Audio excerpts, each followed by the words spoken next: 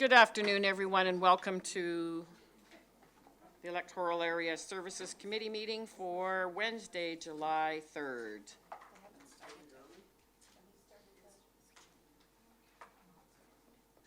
Are we okay to go? Well,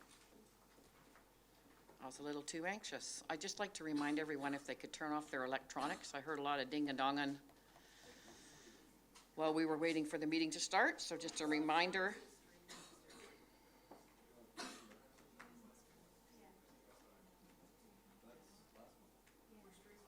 Oh, we're okay? All right. So welcome again. And I'd like to acknowledge that we are on the traditional territory of the Coast Salish people. And begin with, you also have NB1, a grant and aid that was sent to you electronically a little while ago. You might have it in your package as well. And 3 supplementals. So with that, I'd like an approval of the agenda. So moved. Is there a seconder? All in favor? Any opposed? Motion is carried. Moving on now to the adoption of the minutes of the Electoral Area Services Committee meeting of June 19th. Seconder? All in favor? Any opposed? Motion is carried. Is there any business arising from the minutes? Thank you, Madam Chair. There is none. Thank you. Now we turn to the opportunity for a public input period. Is there anyone in the gallery that wishes to comment on anything on the agenda today? I apologize for being a little bit on the grumpy side here. Well, that's okay. We knew you just came out of a park somewhere, I'm sure. I'm Frank McCorkle, President of the Glenora Community Association. Welcome, Frank. Thank you. We have approached Allison to look at giving us a grant for a new roof, which we thought we didn't need for a while, but we had a person go up and look at it, and it's pretty spongy. And if we were to receive this grant, we would also be eligible to go for another grant to do some more repairs on the hall, which it's in pretty good shape, but it has to be kept up. And a couple of the things that have to be kept up are on the little of the expensive side. So I was hoping that we'd get support from the rest of the directors on this. Okay. Thank you so much. Is there anyone else that wishes to input? Good afternoon, Madam Chair. Good afternoon. Cliff Evans from Shawnigan Lake. Welcome. Madam Chair, on R4, on the Shawnigan Weir, there's a joint works agreement, item number 3, and I don't understand it, and I wonder if someone from the water department or engineering department can explain that, what this insurance and everything is about on item number 3, R4. Thank you. When that comes up, we'll make a note. Okay, thanks very much, Madam Chair.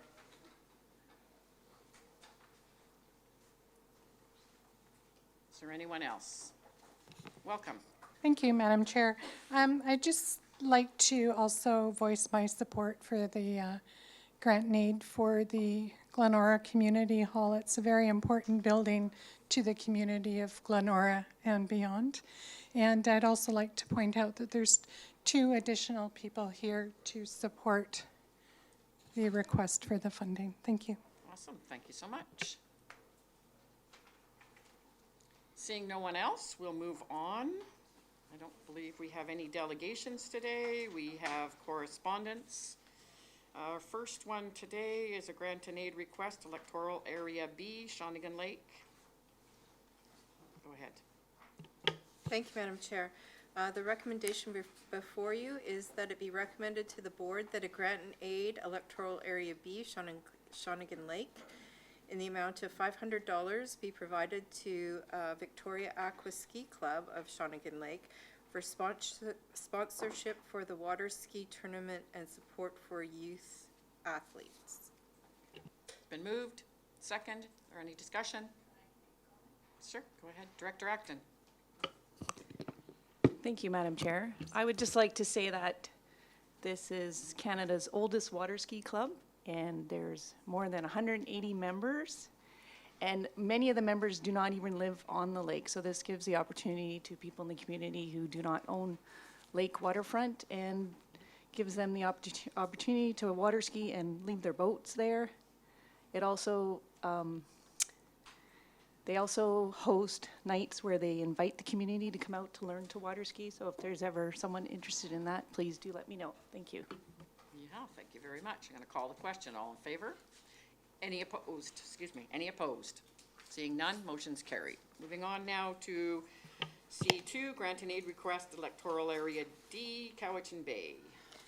Thank you, Madam Chair. The recommendation before you is that it be recommended to the board that a grant and aid Electoral Area D, Cowichan Bay, in the amount of $1,600 be provided to the Cowichan Bay Improvement Association to support the beautification in the village of Cowichan Bay.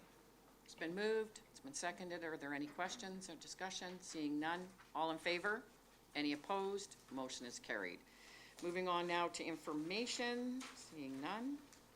Reports, we'll move on to R1. Welcome. Hello. Do you know how to set this? Desktop. That one right there.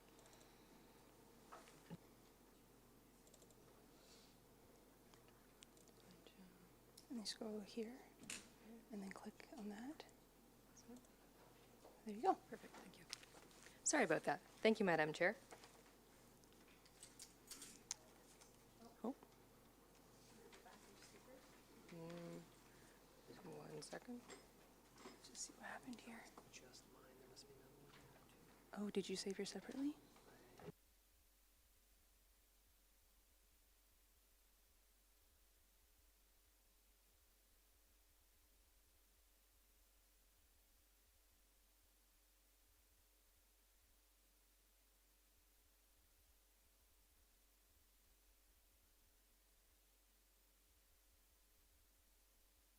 Sorry, everybody. Technical difficulties.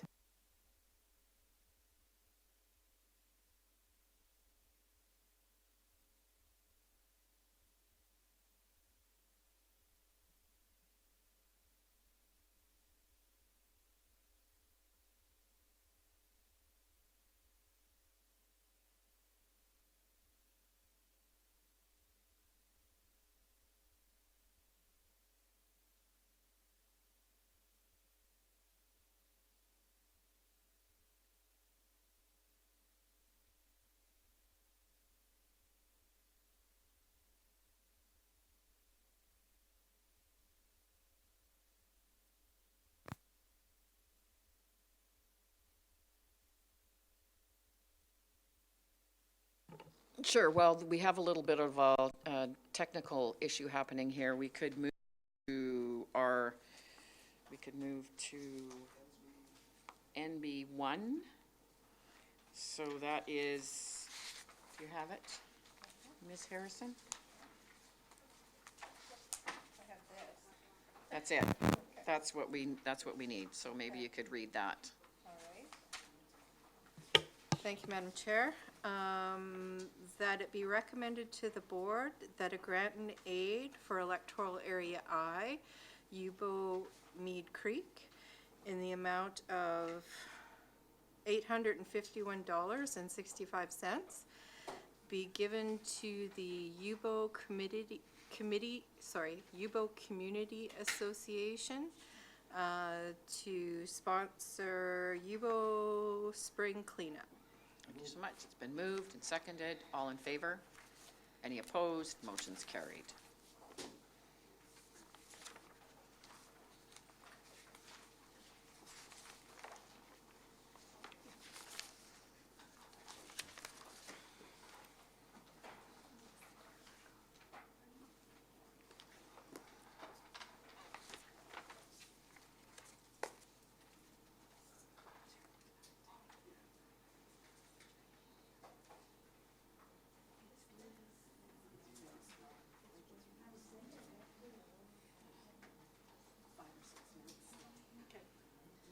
Weird.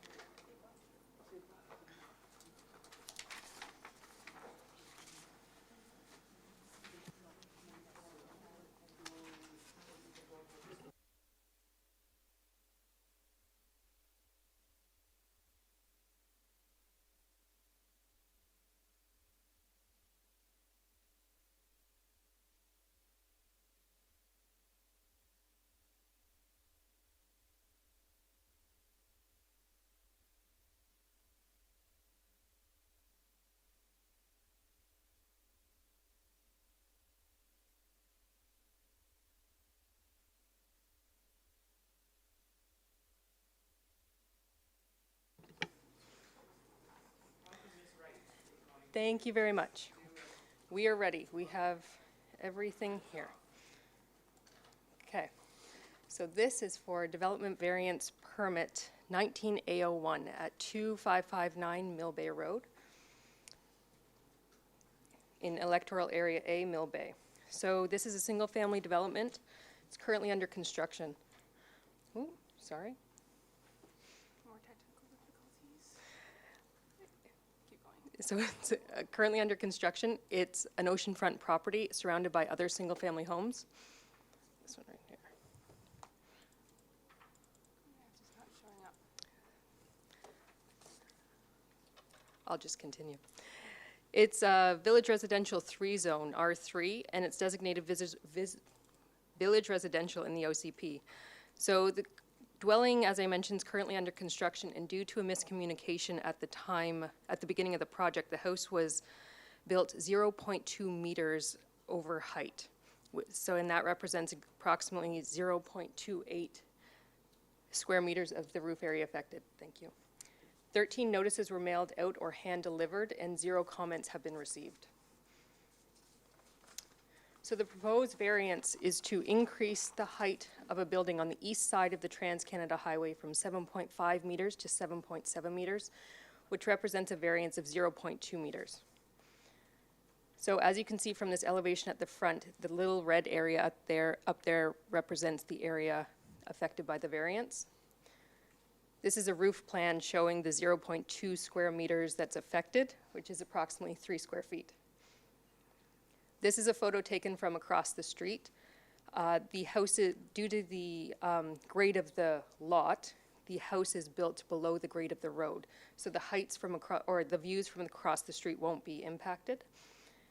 This little arrow shows the house across the street. So this is from the driveway of the house, the dwelling in question. So the house across the street, it's just another view showing that they won't be impacted. Their views won't be impacted as well. So overall, due to the minor extent of this variance, it is recommended that it be approved. Director from the area, Director Salmon. Microphone is off, so thank you, Director Salmon. Move the recommendation. Is there a seconder? It's been moved and seconded. Any discussion on this application? Seeing none. All in favor? Any opposed? Motion's carried. Thank you so much. That will go to the June 10th board. July. I'm not in June any longer. Thank you. July 10th board. Mr. Batstone, we will go to R2, which is South Shore Road. Welcome.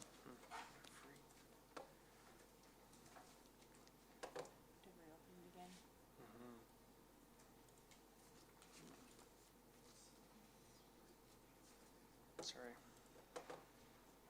Some really. No, I gotta close it again. That's what I had to do with Lauren.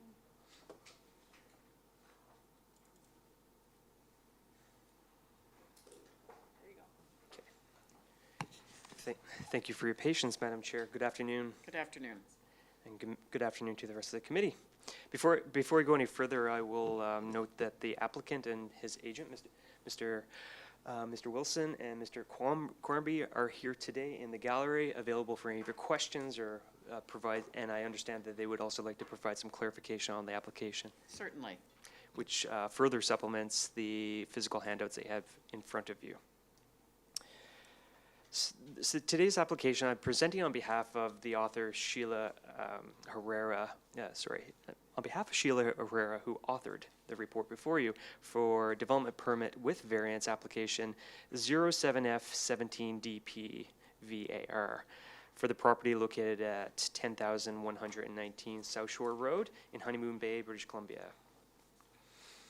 As you know from having read the report, the recommendation before you is that it be recommended to the board that development permit with variance application number 07F17DP VAR 10,119 South Shore Road be denied.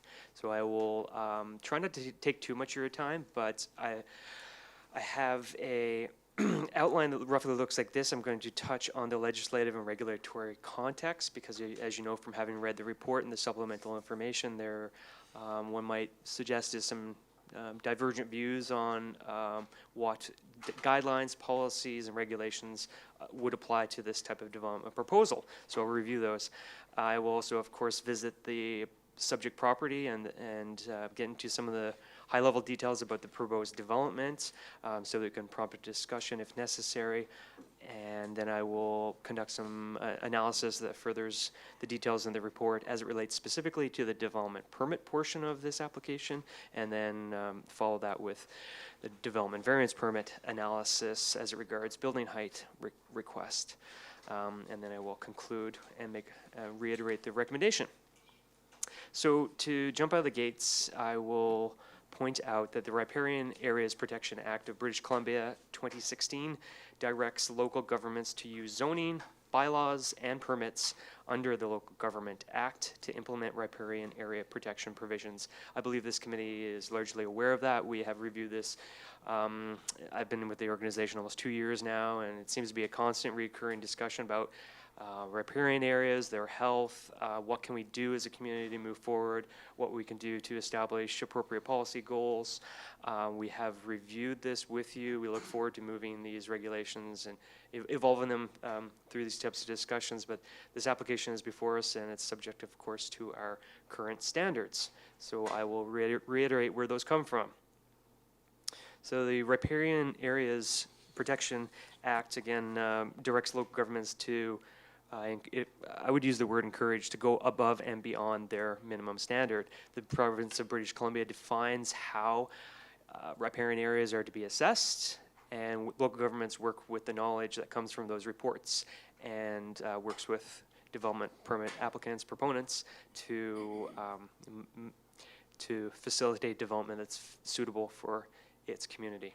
So at the more local level, legislative regulatory context, we have a development permit per the Local Government Act, Part 14, Section 491 and 490 and 491, which ties into, of course, the West Cowichan OCP bylaw, and specifically the Riparian Areas Regulation, DPA, Section 1516, the guidelines, which you know about.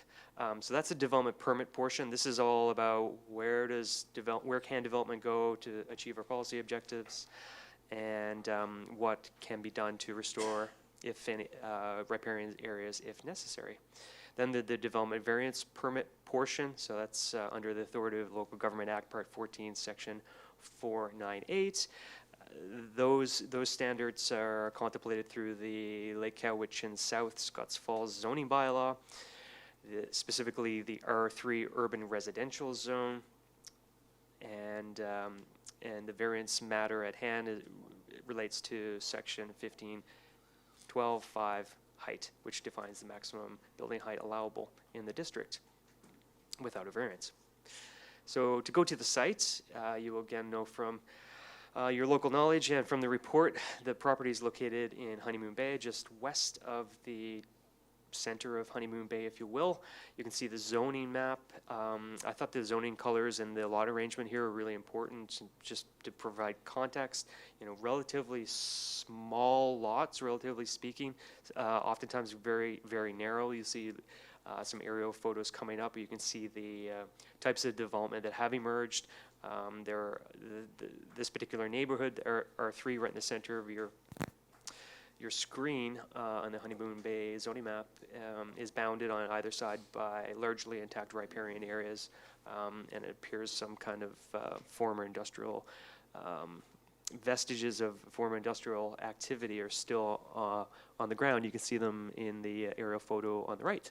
I've zoomed in on the left to the specific site. You can see the adjoining properties. There's again an arrangement of rather long versus wide lots, some in panhandle formation like the subject lot, which does of course provide some development restrictions.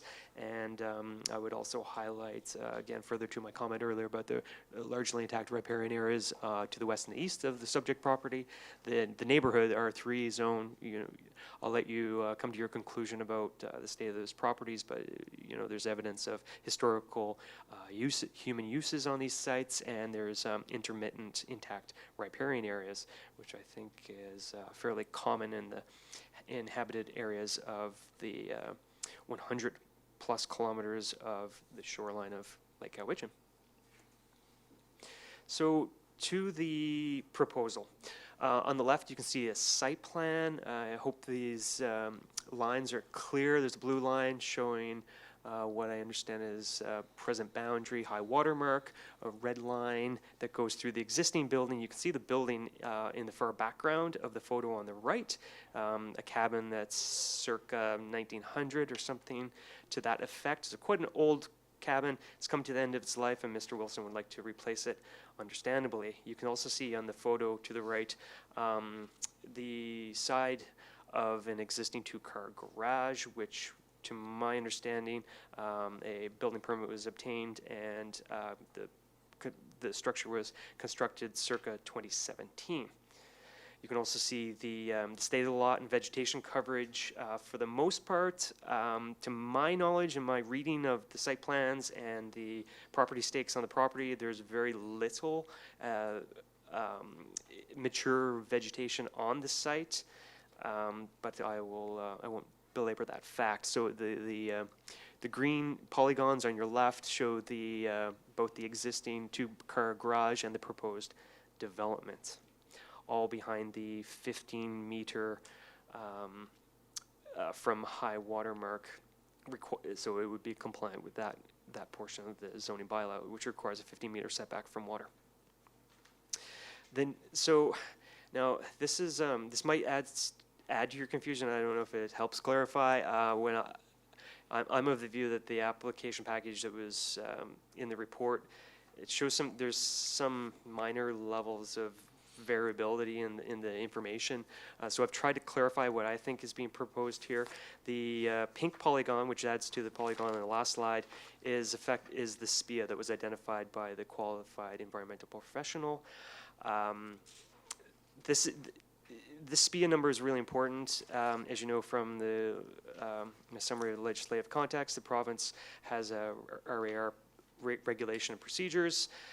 Local governments largely rely on the established SPIA number, which in this case is at 28 meters from high water mark, and then we take our development and design guidelines and go further, as you will learn.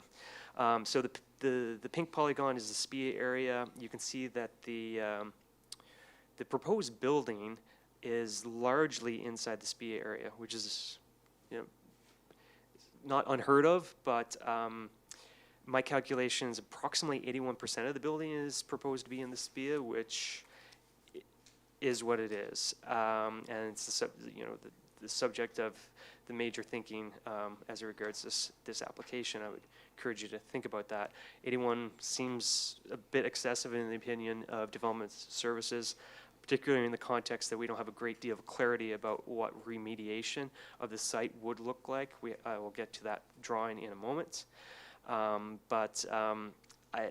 All this to say, in combination with the other site plan drawings, the spot elevations on the property, it's really hard to come to a conclusion that this is a good thing for the riparian area environments.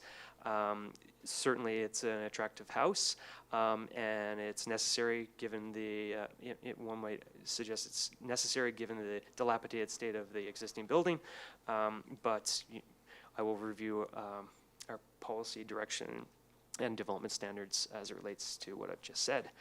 I should note, I would be remiss not to point out that one of the big environmental gains are on the top left corner of the site plan, where you can see a existing historic sewer seepage area, which is being proposed to be removed and upgraded to modern standard within the panhandle section of the site. So again, just for interest, on the photo on the right is a staking of the riparian area. So that's 30-meter assessment area from the high water mark. So everything to the right of that, moving at about a 2 o'clock, 3 o'clock direction, is the riparian area as defined in the regulation. This is on the left, you see what I think is a remediation plan. There's the qualified environmental professional has detailed inside the report, but not outside of the report, and I think it's an important distinction for the committee. It's often best practice to take your report and then draw out the elements that are really pertinent to your development permit regulations and your zoning bylaws and pull them out, which has not been done in this application. So and most importantly for the CVRD, when we have a landscaping policy that requires that all landscaping remediation plans be prepared by a registered BC landscape architect. We have not had the opportunity, as I understand it, again, I'm fortunately inheriting this application, but I don't believe there's been a conversation about that, meeting that standard of the CVRD so that we can be ensure of the quality of the landscaping plan. But for reference, on the right, you'll see a photo of the existing shoreline in the bottom right left corner. There's a property stake. You can see the metal rebar, which I understand is the property line. Everything to the left of that is the bottom of the lake. Everything up from that is the shoreline and the wetted area of the riparian area. You can see a retaining wall, and you can see only grass cover in the riparian area as far back as the house. I have some more photos as well. Again, all riparian area, well within the 30 meters.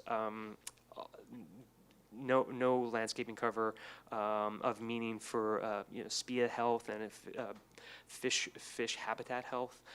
So that's the photo on the left is from the east side of the property at the shoreline, and the photo on the right is on the west side of the property at the shoreline.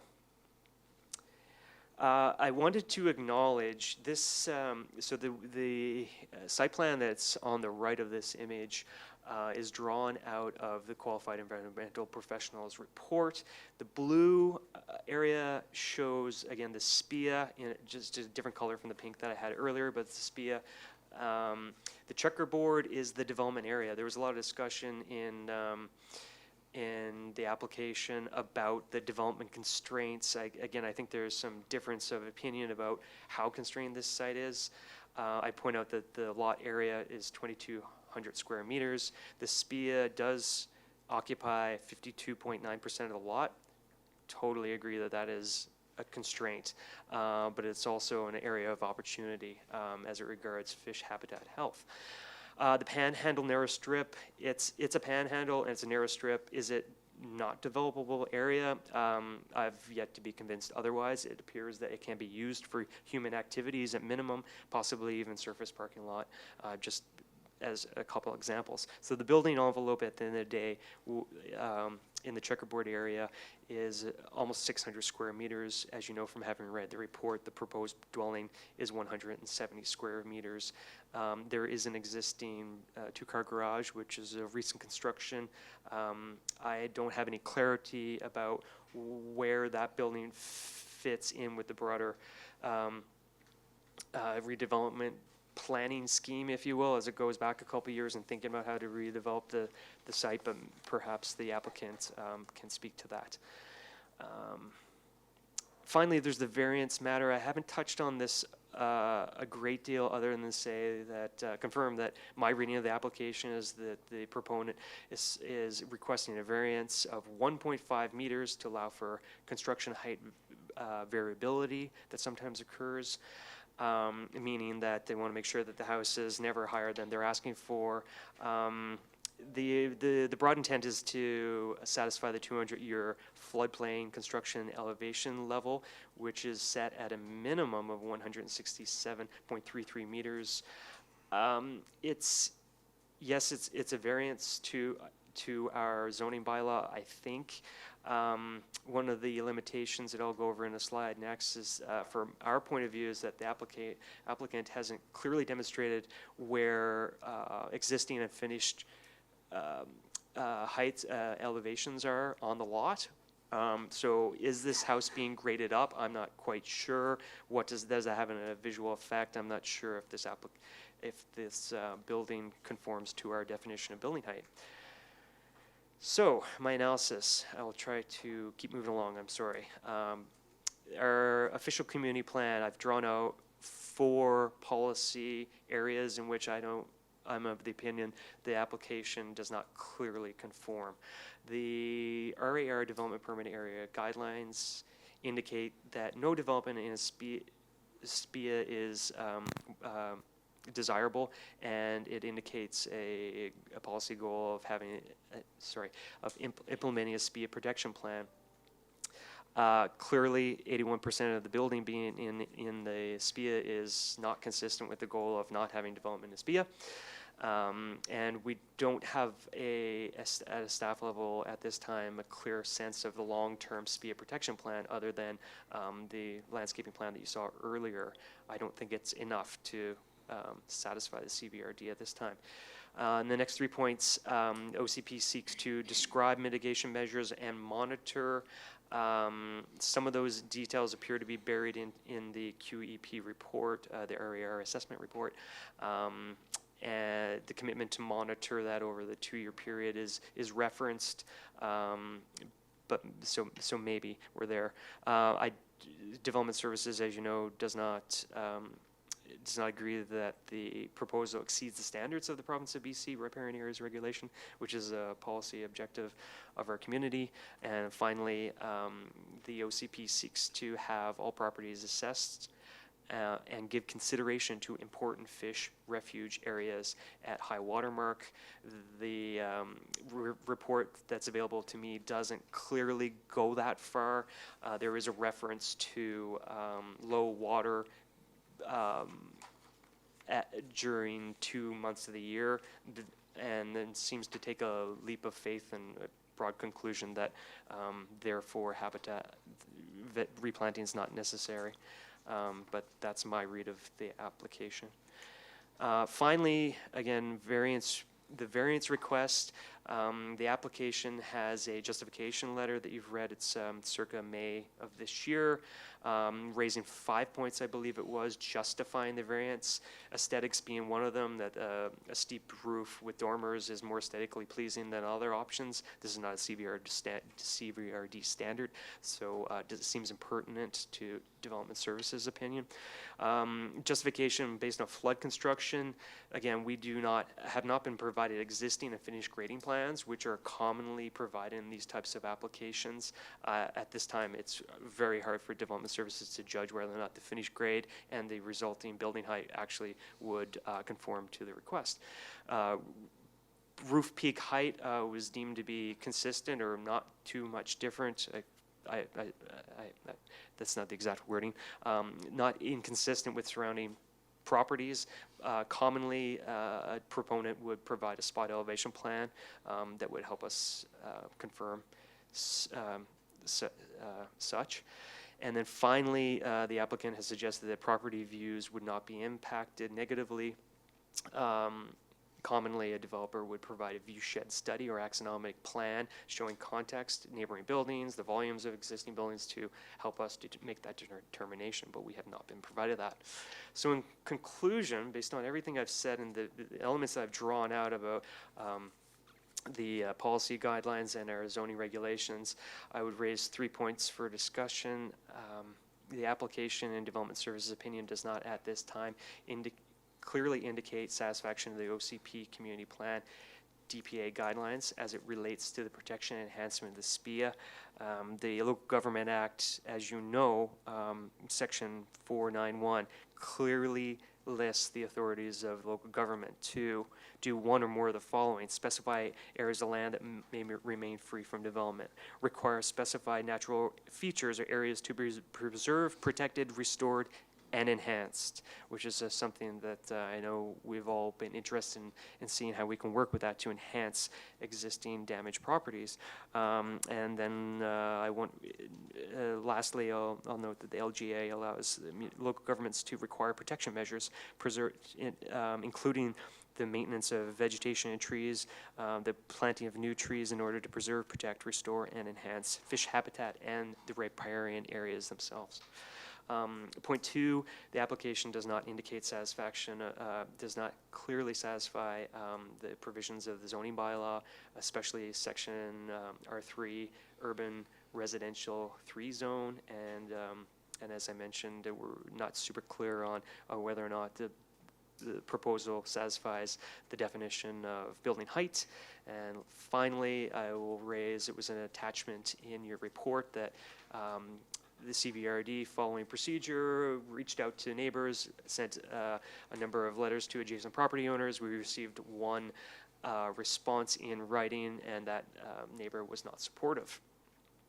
So, following all that rationale, I'll remind you of the recommendation on the screen and take any questions you may have. Thank you. Are there any questions for staff currently? Not, I'd like to ask the applicant if he wishes to add anything. Yes, we will. Welcome. Well, thank you, Madam Chair and directors and staff.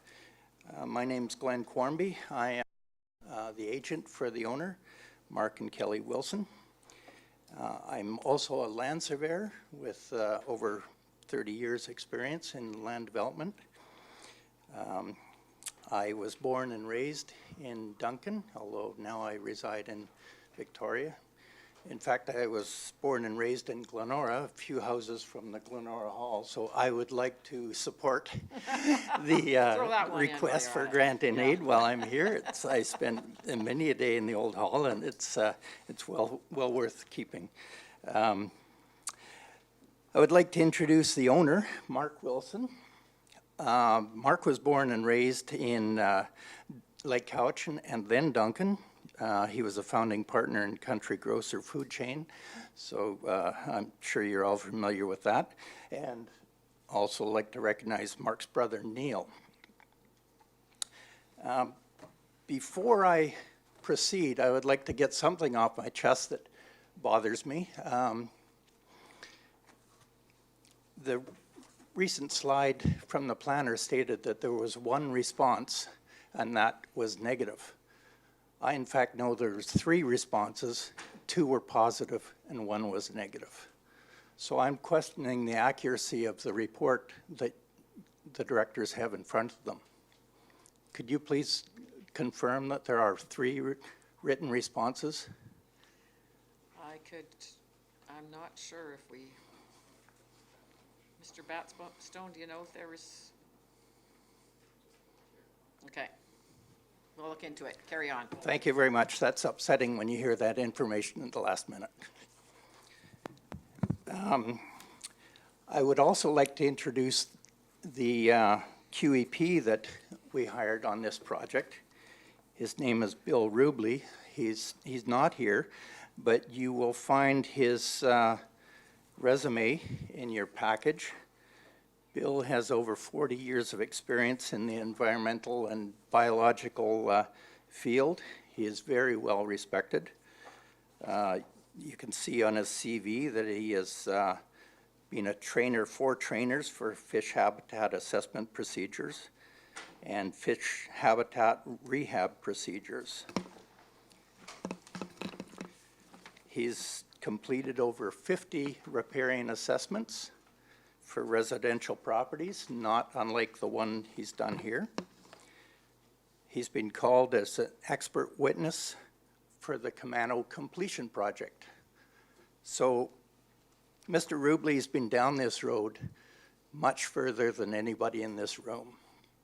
He's very qualified, and his professional opinion must not be dismissed. Now, I'll apologize in advance because I've got a lot of documents to refer to, and I'm going to go through them in sequence so that I don't lose anybody. If you do get lost, please interrupt me.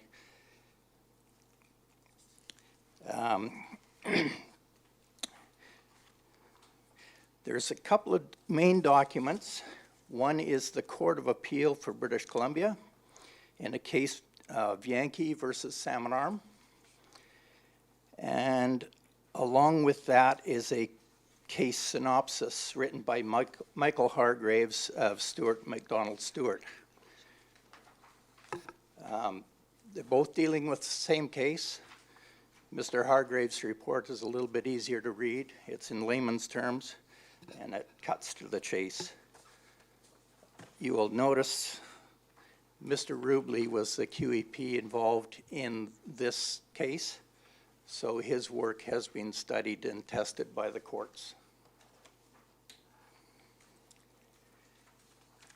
You may have also seen these 2 documents. guidelines for the development in riparian zones. One's for waterfront homeowners, the other's for local governments. The problem with those is that they don't hold water. If you read in the court case, they have no legal meaning.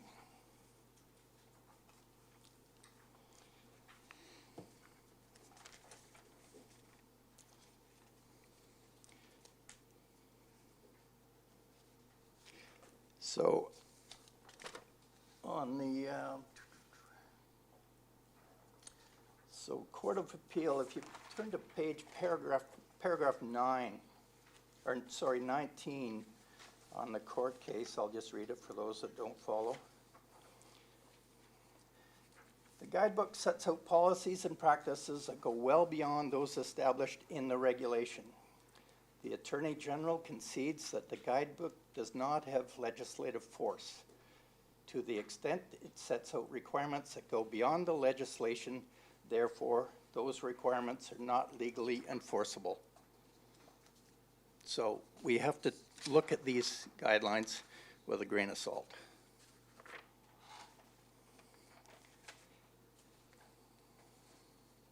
Now, if we go to the assessment report that the QEP prepared, on page 15,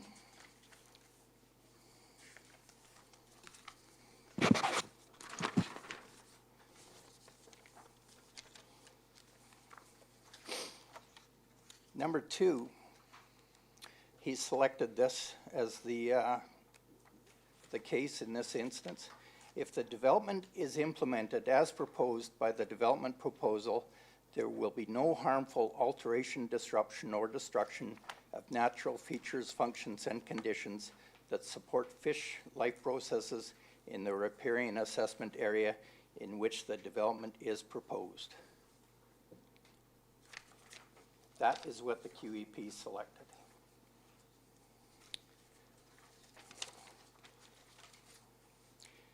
And further, from a letter from the QEP dated March 26th, he summarizes on page 2, "It is my professional opinion that the proposed development activity has been undertaken in a manner that will not negatively affect the site's environmental conditions and will in fact increase environmental values. By removing the existing house, which is within 15 meters of the high water mark, and providing a revegetation plan that will increase riparian vegetation on what is now devoid of trees and shrubs.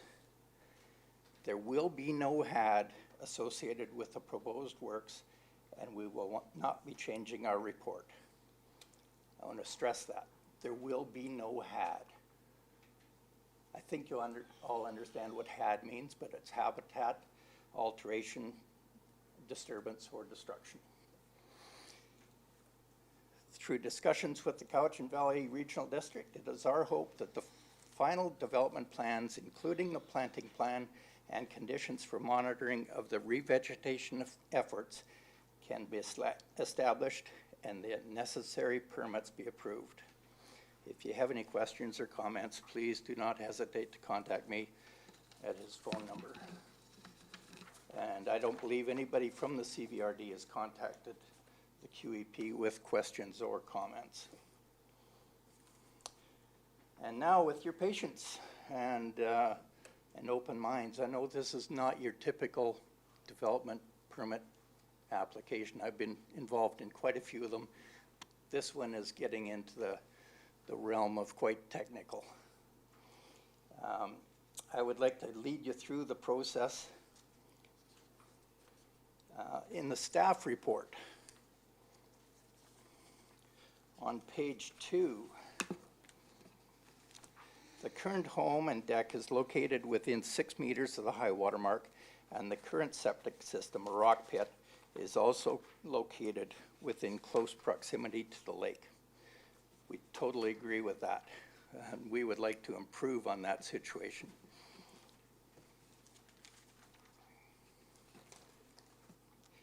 On page 3, riparian areas regulation, development permit area. The West Cowichan official community plan sets out various development permit areas. Subject property falls within the riparian areas regulation, and a valid development permit is required. And it refers to the guidelines. And if you go to the guidelines, policy 15.6,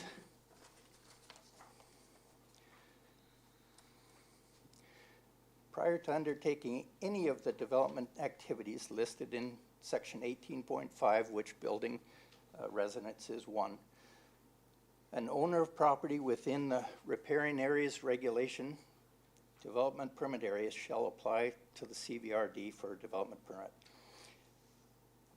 The application shall meet the following guidelines. A qualified QEP will be retained at the expense of the applicant. We know that. We've done that.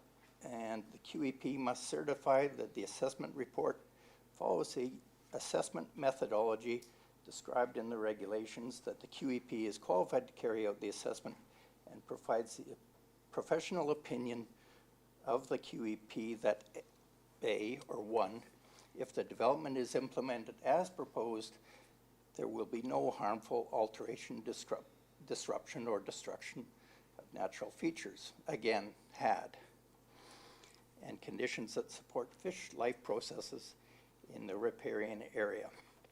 Now, in the guidelines, it says and. That's a typo, because the regulations say or. It's a pretty important distinction between the two. Since the paragraphs are mutually exclusive, I'm going to go with or. So we did satisfy that. We satisfied number 3, the QEP has notified the Ministry of Environment. Number 4 is not applicable.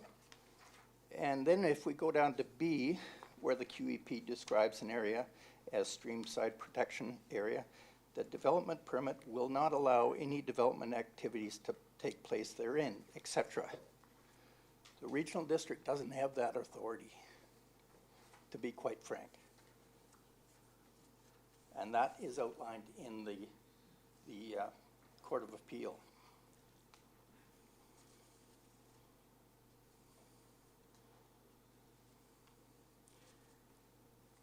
And it's also outlined in the synopsis from Michael Hargraves. That's about the most concise explanation I've found for it. I'm trying to find where my copy is. So I'd like to read that. Mr. Cornbly, are you able to take questions as well? Absolutely. Yeah, I'm just about finished, and then I'll take Okay. questions. Michael Hargraves from Stewart McDonald Stewart. He summarizes on the last page, this case confirms that where development is proposed within a riparian assessment area, the RAR establishes that the QEP has the most active role to play in determining the boundaries of the SPIA and whether the development will result in HAD. The roles of local government and of DFO and MOE are in most circumstances much more limited, and the courts will not approve any attempt to exercise authority beyond what is provided in the RAR. Great, thank you so much. Are there any questions? Oh, you still have more? Might not be finished. Oh, okay. I'm getting I close. thought you said that you were finished. My No, apologies. I'm getting close.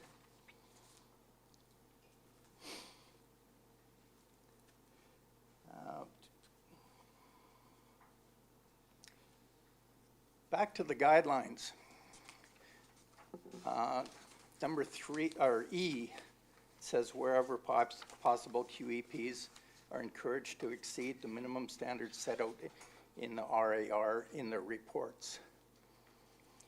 With all due respect, the QEP is under no obligation to exceed the guidelines. And it would, as a land surveyor, I look at both sides of the equation. The CVRD might want more protection and might ask professionals, wherever possible, give us more riparian protection. On the other side of it is you've got a property owner. Whatever protection you're taking for the environment, Excuse me. the landowner is losing. There's legislation to cap that. And I relate it to me as a land surveyor. It's like me going out and doing a house layout for somebody and saying, I'm not gonna lay out your house at 7 meters minimum front yard setback because the CVRD says they would rather have 9. I can't do that. I don't have a right to take 2 meters of his useful property away. And so Section E, the QEP is under no obligation to fulfill that. You can ask, but he's under no obligation.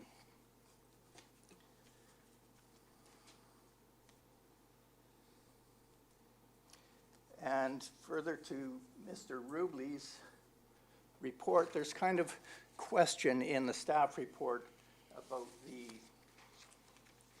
validity, if you will, of Mr. Rubley's report. And I should point to the Court of Appeal again. And there is quite a lengthy discussion on it. I'll just point you to it in general terms. It's on page 16, between sections 68 and 69, titled The Adequacy of the Rubley Report. It goes on for a page and a half, so I won't get into the details. We have a copy in front of us. Okay. Basically, it says that the trial judge agreed with Mr. Rubley. The case was very similar to this. He reduced the allowed development within the SPIA at 15 meters. The trial judge agreed that his assessment was proper, and the Court of Appeal agreed that it was proper.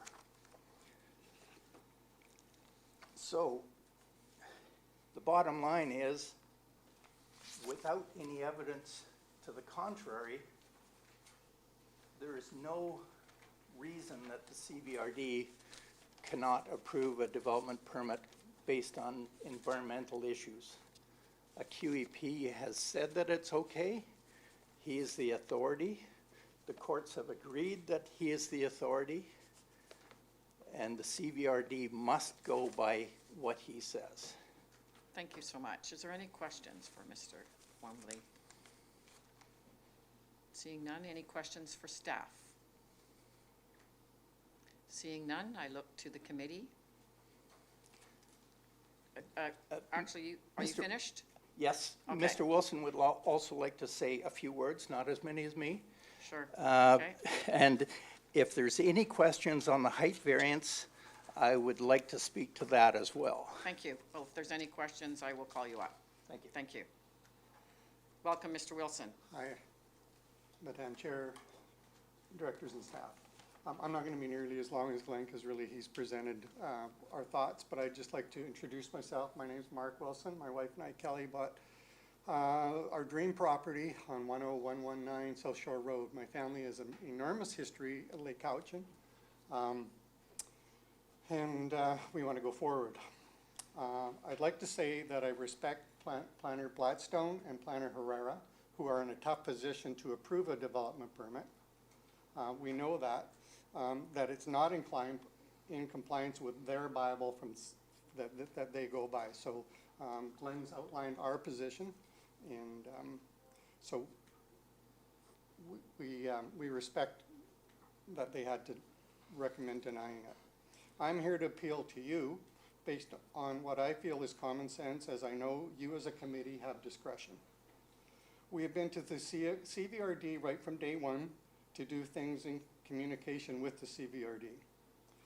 Keith shared with us that the CVRD is being driven crazy with homeowners doing whatever they want while trying to stay under the radar. We have not taken that approach. From day one, I've come to CVRD and spoken to Sheila. I explained to her that I didn't know where to start, and her advice to me was to go, this was originally in our first meeting, was to go to Department of Fisheries and Oceans and get permission to build at the same 15-meter mark as my neighbors, and then I would be approved. So that was the starting point.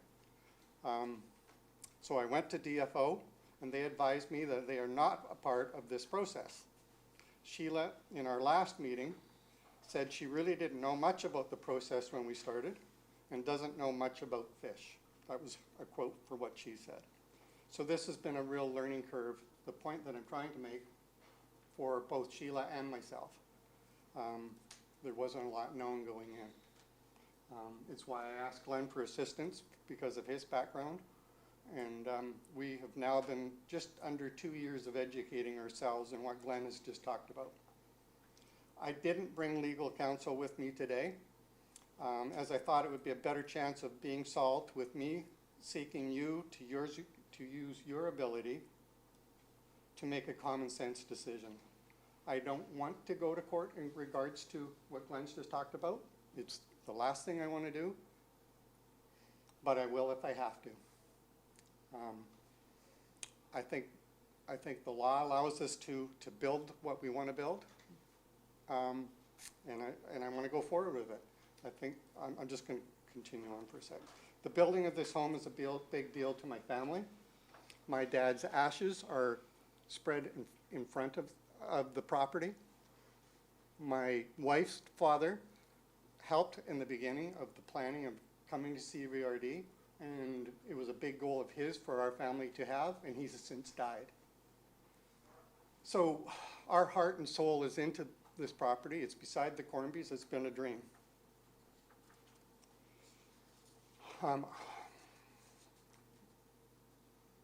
I want to build a proper home to facilitate my family and not create another trailer park like I know from reading from the Lake News the community does not want.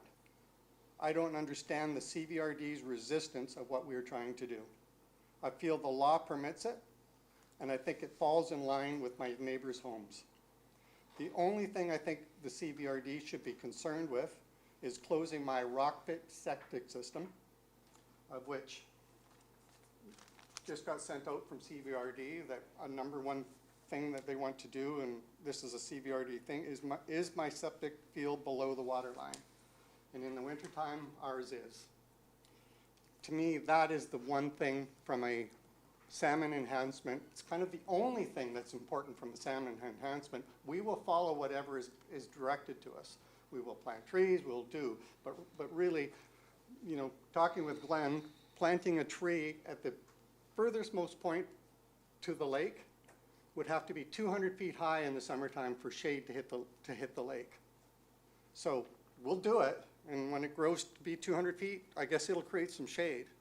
But at 30 meters, it just doesn't make any sense. At 15 meters, you know, that's the area where the tree plantings is going to truly make any potential difference to the lake. Our plan is to create the septic system, which would be 300 feet from where it is now. So 300 feet from the lake, a proper septic system. To me, that is the main issue of our redevelopment. And I want to do it. We've been approved for it. Just want to reiterate, I'll follow up what is laid out for us. We weren't asked for a landscaping plan. Keith mentioned that they were waiting for one. He mentioned that in our meeting before, and we told him with Sheila there that we weren't asked for one. We would have, of course, provided one if we'd been asked for them. To be honest, there seemed to be a disconnect from what Sheila was requesting to what Keith had asked or was expecting. And so that was a surprise to us Wednesday or Thursday of last week that they've been waiting for this landscape plan. There had been lots of discussions with the QEP in regards to the plantings that had to be done, but that was it. So that was a surprise to us. In conclusion, I will follow whatever is laid out for my wife and I. We have the resources to do it. We will absolutely do whatever's needed to provide safety to the lake, and we will build a home that the community will be pleased with.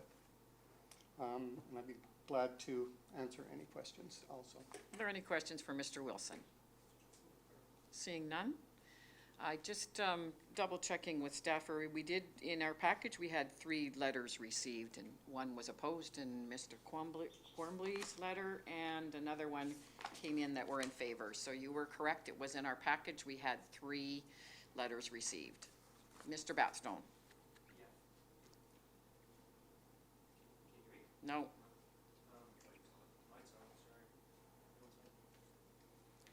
If you can come to the podium. Thank you, Mr. Wilson.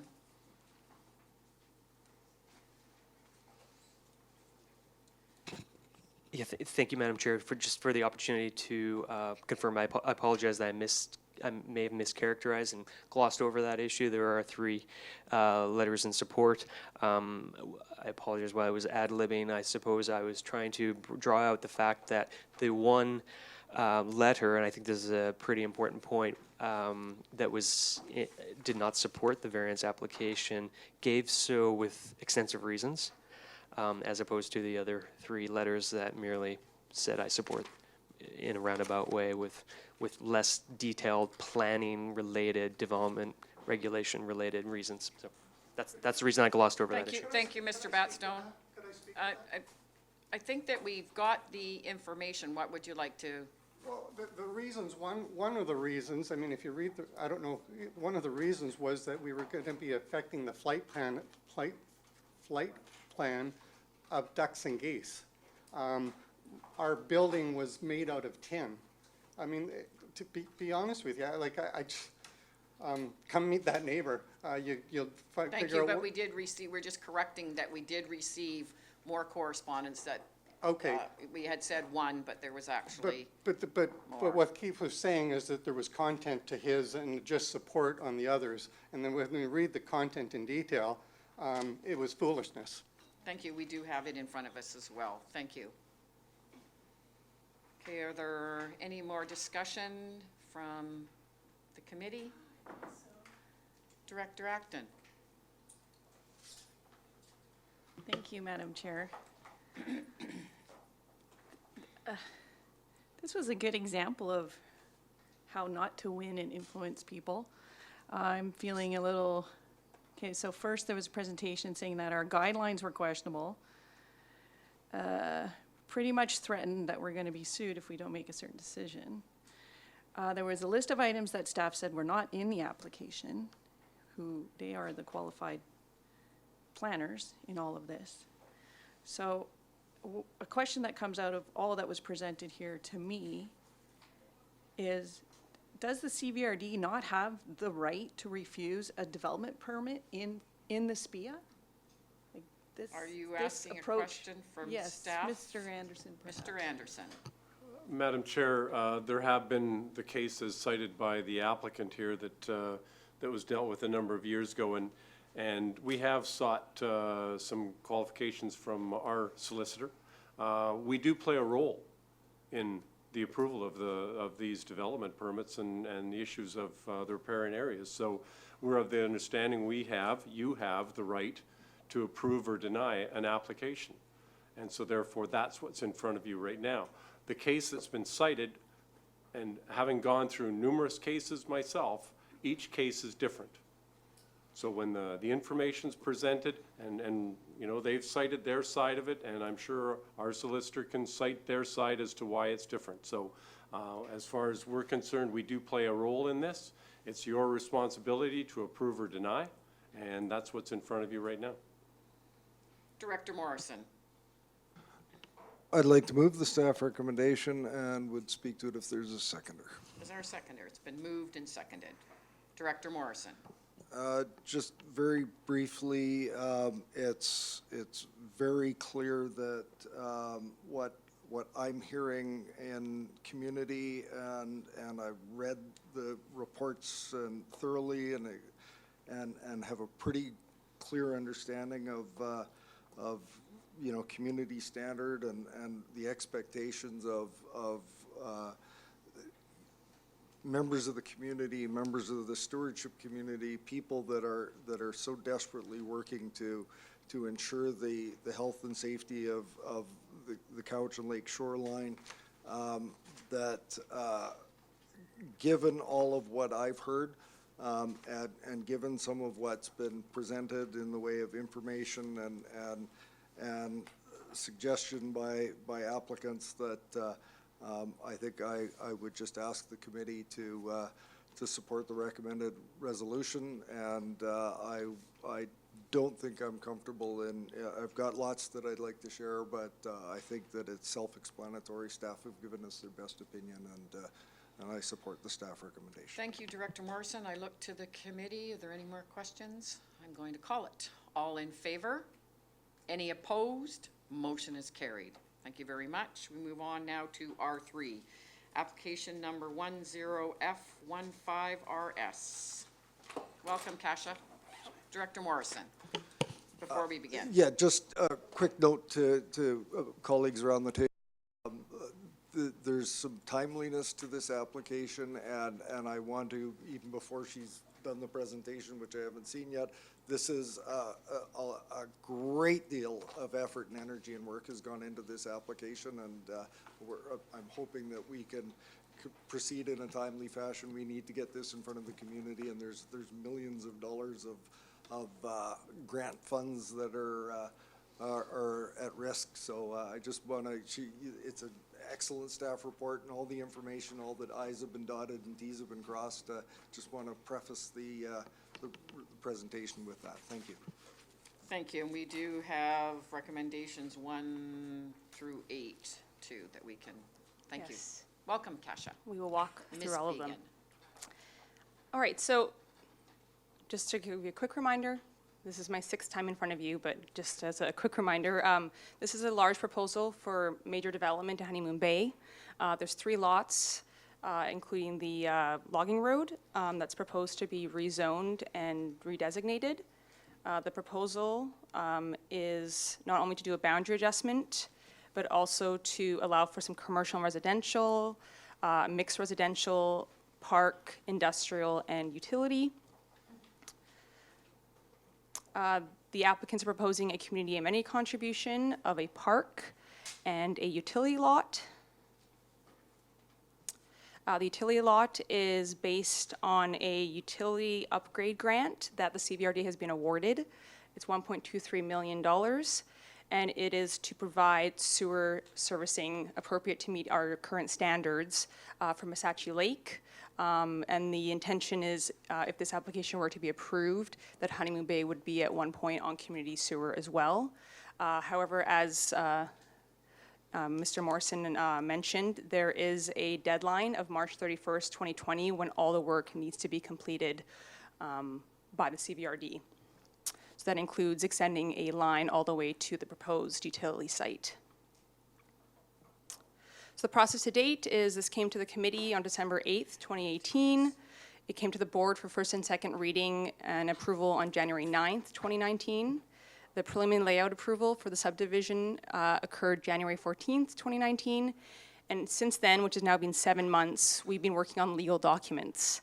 So this is quite a large application. Normally, in my planning experience, there aren't that many legal documents that need to be prepared. But in this circumstance, the applicant was really seeking legal support for their application. So that's why I'm in front of you with 8 recommendations. So if the committee is in favor of these recommendations, we will move straight to public hearing in order to meet this grant deadline. So I'm going to walk through each recommendation instead of reading all 8 of them at the end, because I think it'll just be easier for all of us. And if you have any questions along the way, just please ask me right away, because I think it'll be easy to get muddled up. We just have a slight amendment on number 2. That there needs to be an addition in accordance with the June 4th, 2019 Land Use Services Report to the July 3rd, 2019 Electoral Area Services Committee. Okay, So thank that you. just needs to be added to your number 2. Okay, Thank you. So the first recommendation is that a second reading of the zoning bylaw be rescinded and that the revised bylaw be given second reading again. The reason for this is we recently, staff at Development Services received legal workshop regarding the riparian area regulations. And just based on that workshop, I realized that some of the regulations that I had written into the zoning amendment bylaw wouldn't stand up in court. So just a matter of taking that legal opinion and including it in the zoning bylaw so that should it be adopted, it actually will hold up in court. So that's really the intent of it. So revising how setbacks from a watercourse are defined and measured, redefining high watermark, top of ravine bank, and natural boundary. So these are really basic changes that are going to be part of the modernization. I just wanted to make sure that they're included now.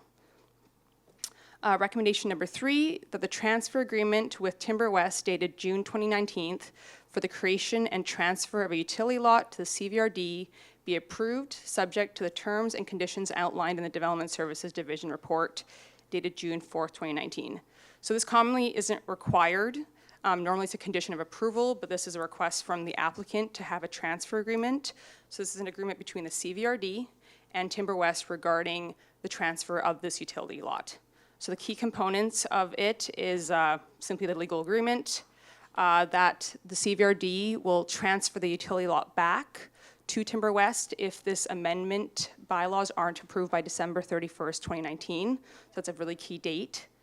And that there be a registration of a statutory right-of-way to allow third-party access. So they just want to continue that logging road access for Timber West and another third party called Hancock. Resolution number 4 is very similar, but it's regarding the transfer of the park lot. So that's the park dedication that they're proposing. Very similar, just speaks to the transfer agreement. It also states that that land will be transferred back to the CVR or to Timber West by December 31st if the amendment bylaws are not approved. And just one to mention on that one is Parks has requested that some of the charges on the title be removed, and one of them is one that Hancock, a third party, currently holds. So it will be Timber West's responsibility to work with that third party to remove that charge because it's a condition for Parks to take that land. So that could be a potential hurdle in the future, but we're hoping that that will be all addressed and not be an issue in the future. Okay, so that's where we're at. Okay, resolution number 5, that a park dedication bylaw be prepared for the lands transferred to the regional district as a community amenity contribution for park purposes, and that the bylaw be brought forward to the board's consideration at the same time as the official community plan amendment bylaw and the zoning bylaw amendment. So this was an additional request by Timber West. They requested a park dedication bylaw because they wanted certainty that the park would remain park into the future. This also is not common practice, but Parks Division has informed me that they have done this in the past. And this will be coming up for your consideration when it comes for final adoption. Resolution number 6, that prior to consideration and adoption of official community plan and the zoning amendment bylaw, a new statutory right-of-way for road access, and the amendment to the existing statutory right-of-way to extend access to the utility lot and facility installations of sewer works be registered. This is just technical information. So there's currently in the red line is existing statutory right-of-way. It doesn't allow for sewer lines, so simply just amending it to allow for sewer lines and access for the CVRD to manage those sewer lines. And then we need a new statutory right-of-way to extend the line to the actual utility lot. So technical information, but just something that the board needs to vote on. Resolution number 7, that prior to consideration and adoption of official community plan and zoning amendment bylaw, a new covenant to secure the removal of the lands proposed to be redesignated and rezoned be removed from the privately managed forest land classification upon future subdivision and or development. The reason why we requested this covenant is because the lands are currently within the privately managed forest. It's a timber company who owns the land. The intent of it was for logging, and it's currently zoned for forestry. However, when the applicants actually come forward to develop it for commercial, residential, and industrial purposes, we do not have the legal authority to require them to remove the land from the privately managed forests. So our legal counsel has recommended that we place a covenant in effect with Timber West, that when they were to do future development, they would remove that from that classification. So it's just a check and balance to make sure that we're not in contravention of the Privately Managed Forest Act. And lastly, that prior to consideration and adoption of the amendment bylaws, the amendment to covenant, to an existing covenant to grant Covenant Area A on Plan EPP 3558 to the CBRD at future subdivision for application. Anyway, so the intent of this one is that there's currently an existing statutory right-of-way covenant, or sorry, a covenant agreement in place. It requires that the area in green be transferred next time the land is subdivided. And that means that because the parkland is being subdivided off and the utility lot's being subdivided off, this would actually trigger this land being transferred to the CVRD. However, because it's within the agricultural land reserve, it would require approval from the agricultural land reserve, or commission, my apologies, and that we just simply do not have time for that right now based on this grant deadline. So we've just, the applicant has asked to defer that until future subdivision and or development. So in summary, there will be a number of conditions that will be brought forward at third reading. The utility lot transfer, so they'll have to transfer the utility lot over, the park lot, they'll have to register the statutory right-of-way agreements, they'll have to register the covenants, they will have to make sure, this was a previous recommendation that got approved, that the land be included within the Honeymoon Bay Fire Service area, within the CVRD controlled drainage area, and payment of all legal fees that have been incurred by this application. So that is, in summary, what we're proposing. Thank you. Thank you so much. Are there any questions for staff, and does the applicant wish to add anything? No? Any questions? Director Nicholson. This is really complicated. Yeah, it really is. So I'm curious, maybe you could go back, I think it was maybe recommendation 2 or 3 or.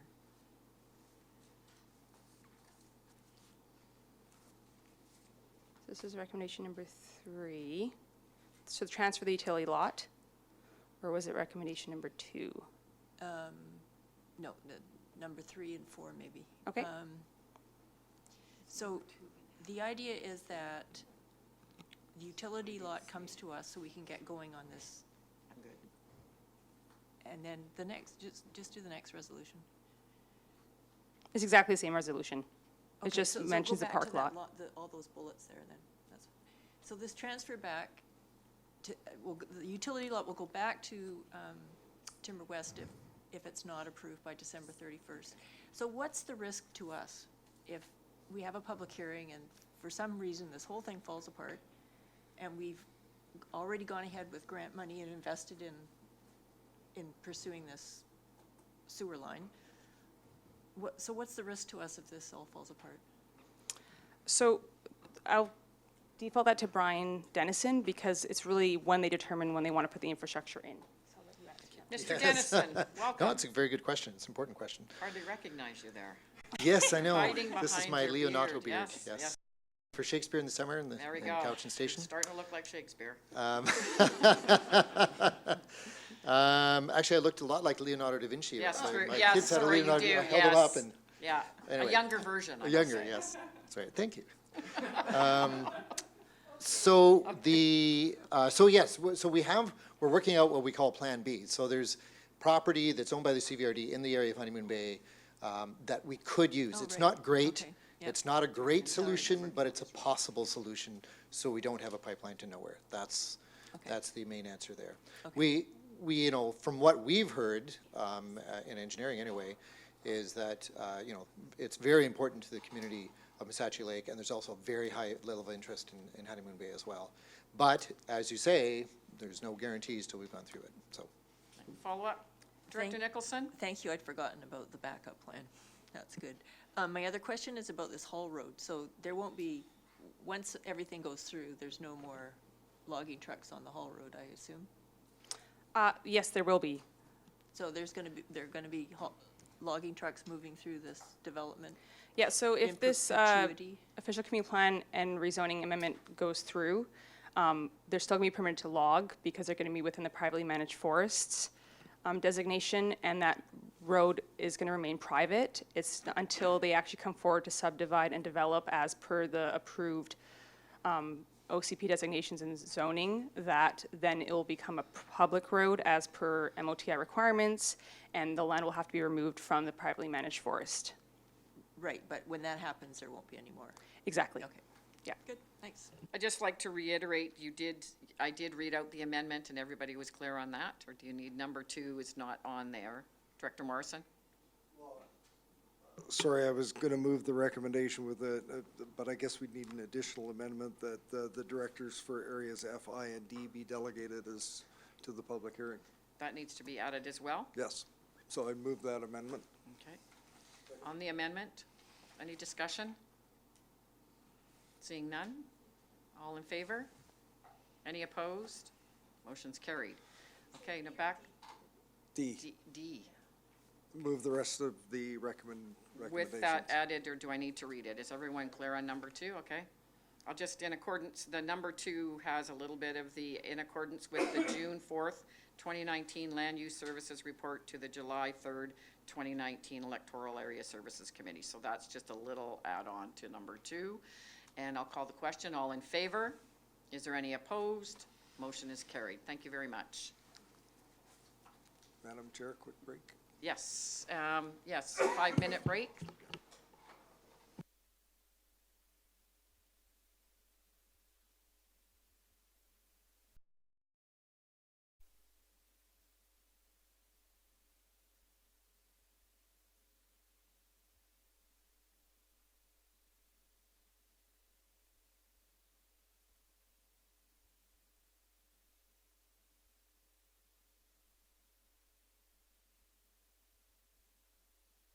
Okay, can we come back to order?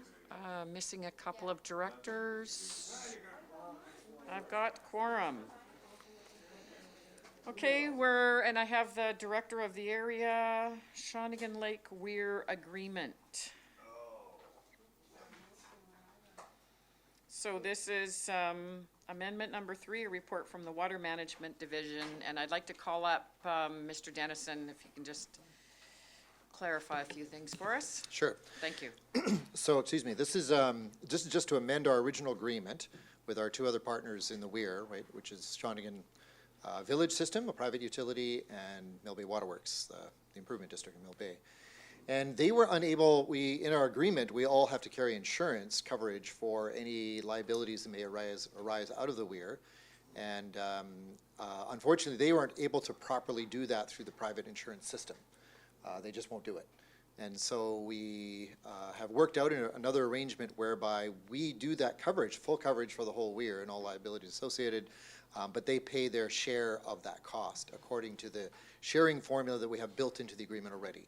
So there's already a formula for sharing costs based on the amount of license that each of the 3 partners gets. And that would be the basis that they would use to pay their fair share of that cost to us for the insurance. Great, thank you. That was in our report, the percentages. Okay, looking to the director of the area. This has been moved and seconded. Any discussion?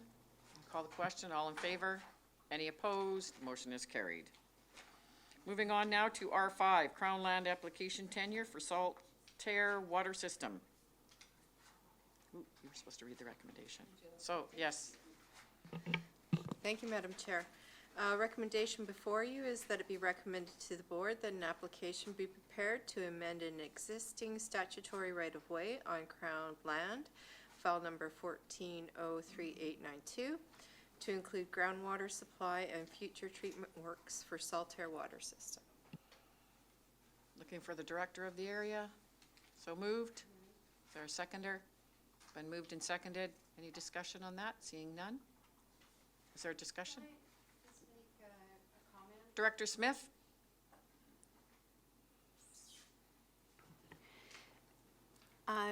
We really enjoy that we really appreciate all the work that the staff has been putting into the Saltair water system.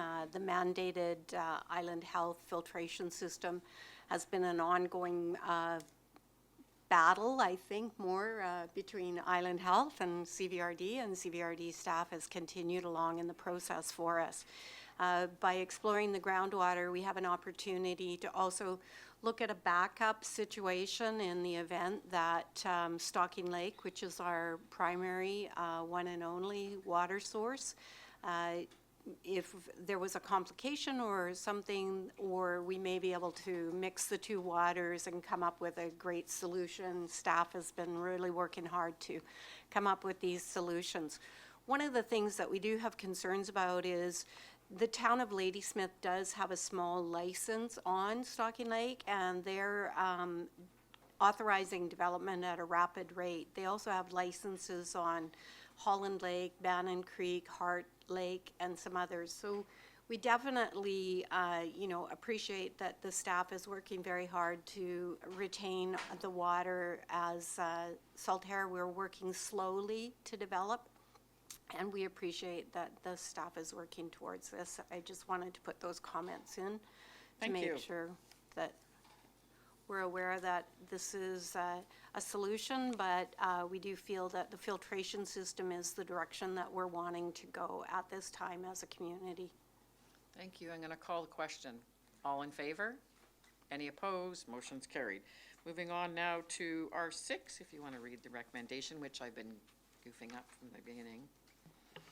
Thank you, Madam Chair. The recommendation before you is that it be recommended to the board that a supplemental request for the 2019 budget cycle for $18,000 from the Community Works Fund be allocated to the Glenora Community Association for replacement of the Community Hall roof, and that the 2019 budget for Function 451 Recreation Glenora be amended to increase transfer from gas tax reserve by $18,000 and increase grant to organization by $18,000. Okay, 2019 budget. I'm going to call Director Nicholson.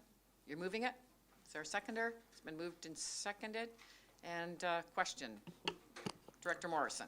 Through you, Madam Chair, to staff, I think I read in the report that this is CWF 2.0, not 3.0. So just for clarification through the finance staff, in 3.0, we generally are focusing on CVRD-owned assets and aren't generally going in the direction of third-party assets as far as supporting capital works. Is that, is my understanding correct?